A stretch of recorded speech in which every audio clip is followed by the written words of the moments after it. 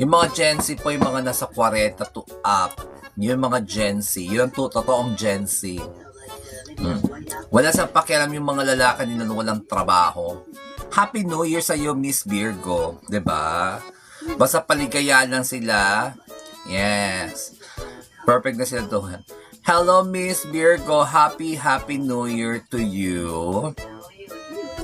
Isa sa mga sisipreni ko dito na napaka-sexy at napakabait, napakaganda. Thank you talaga sa Bear Hug. Yan, Bear Hug. Bear Heart. Thank you to Miss Virgo. Naging Diyosa ako doon Thank you talaga to Miss Virgo. Binabalanse mo yan. Tomorrow is, okay,